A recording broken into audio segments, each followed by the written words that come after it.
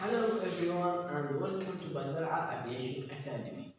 Today our class inshallah it will be about fuel system chapter 15 and this is the second class. Before we start our class, I will answer the last homework. The last homework was write the components, they are the same in most aircraft fuel system.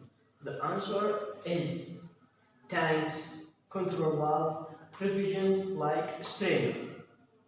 And now I hope by the end of this video all the students can able to understand how to identify the grade of fuel that used on the aircraft and understand types of turbine fuel or jet fuel and can understand the problems with water in the turbine engine. After that, understand the basic fuel system requirements. And the last one, understand the types of fuel or the types of small single engine aircraft fuel system and their components. As an aircraft technician, you must make fueling and refueling for the aircraft. So how can you get the proper type that you use for the aircraft? You can do that by two things. The first one, marking on the hose. If you see the end of the hose fitting, you will find the proper type that used. Like we see here in this figure, we will find here in this fitting or in this hose, we use F-gas 100 and here F-gas 100 LL. Also by marking that next to the filler cap of the tank, and we will see that here.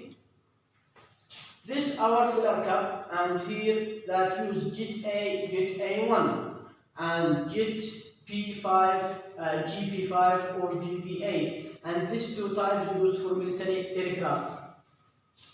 Also you can do that by fuel trucks and hydrant cards marked with a large fuel identification. When you see to this figure, we will find here in this truck there is F-gas 100 LL.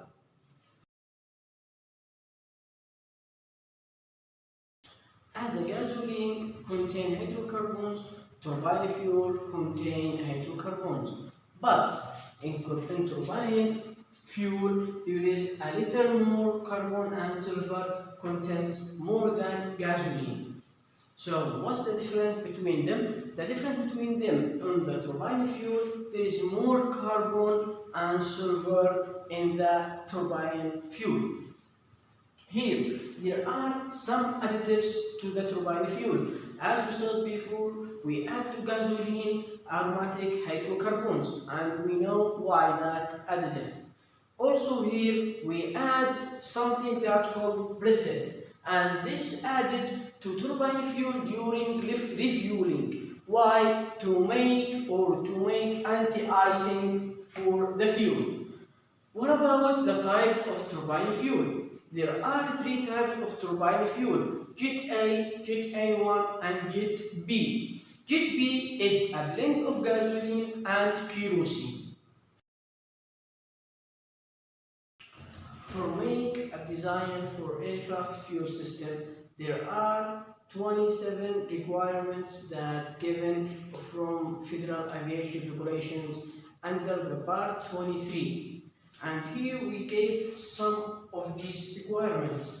The first one, no pump can draw from more than one tank at a time. That means the pump can take fuel just from one tank. We can take fuel from both tanks in the same time. After that, turbine-powered aircraft must be capable of sustained operation when there is at least 0.72 cubic centimeter of free water per gallon of fuel. That means the turbine-powered aircraft must still operation if there is 0.75 cubic centimeter of water. The third one, each fuel system of a multi-engine must be arranged in such a way that a failure of one component will not cause more than one engine to lose power. What that mean? That mean when there is a failure in one system of the fuel system, that will not affect the another system. So the another system is still operating.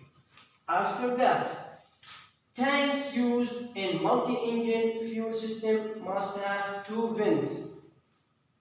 In a single engine, if we have two tanks, there is one vent. But in a multi-engine, every tank must have a vent. So here we must have two vents in two tanks. After that, we have the complement of the requirements, and they are 27. For more detail, can you back to our book, section A, page 9, and read the another or the others requirements of fuel system requirements.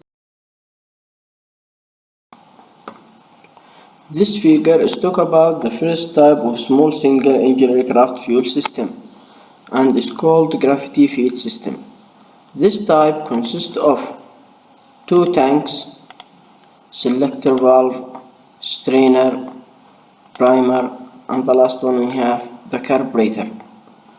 How can this gravity feed system works? By the way, this type is used with high wing aircraft. The first thing, we have the two lines that extend from the tanks. It will go to the selector. The selector have four positions, left, and this can feed from the left tank just or right, and this can feed from the right tanks just or both. We can feed from both the left and right tanks. And the last one or the fourth position, it can be closed for feeding from the tanks to the engine. After that, we have the strainer. Strainer is used for clean the fuel from contamination. If there is, it will be like a filter. After that, we have the carburetor. After the carburetor, the fuel will goes to the engine. Here we have the primer. What's the function of the primer? The primer used for starting the engine. So it will feed for the engine for the first starting. After that, the engine will feed from the carburetor.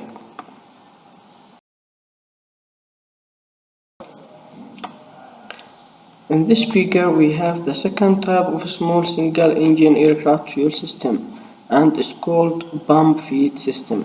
This system consists of two tanks. After that, we have a selector valve, strainer, primer, electric pump, engine-driven pump, and the last one we have the carburetor.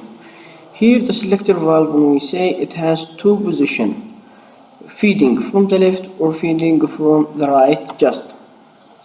Why? Because the pump would pull air from an empty tank rather than fuel from the full tank. After that, we have the strainer, and we know the usage of the strainer. It used for clean the fuel or work as a filter. After that, we have the primer, and we know about the primer in the first figure. Now we have electric pump. The electric pump used for suction or for generate air from the tanks while starting the engine. After we starting the engine, we will switch off the electric fuel pump, and the engine driven pump will works and generate the fuel from the tanks and deliver it to the carburetor, and from the carburetor the fuel will goes to the engine.